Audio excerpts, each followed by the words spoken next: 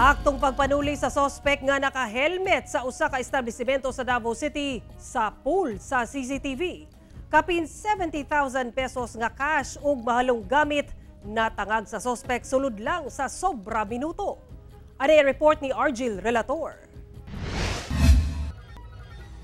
Sa kuha sa CCTV, makita kining nagbarog nga lalaking naka-helmet ug nakasuot og sweatshirt sa sulod sa usa ka establishmento sa Barangay Matina, Playa, Davao City, alas 11:22 Biyernes sa buntag.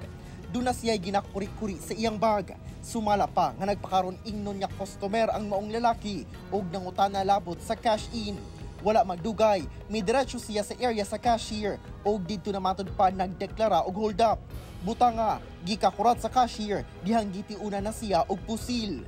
Human lang ang sobra minuto, natangag sa suspect ang 50,000 pesos cash, gold nga necklace sa kahera nga nagkantidad og 10,000 pesos, laki pa ang wedding ring nga nasa 18,000 pesos. Gilayon siyang misibat gamit ang motorsiklo. Kami gawing atong investigation, sir, and then nag-coordinate sa Davao Station na ay mga kasama nga incident sa Mayani, sir, no? May mag-base sa description sa isa ka suspect lang kita nato sa CCTV, and then nagbuha po mga copy ang ato mga investigator, sir, no, sa may Public Safety and Security Office. Nanawagan sab ang tag-iya sa buong establishmento nga kung ugaling doon na pa'y CCTV nga nakakuha sa pagsibat sa suspect nga makipag-alayon sab sa kapulisan.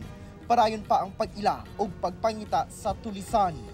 Ako si Argil Relator, One Mindanao.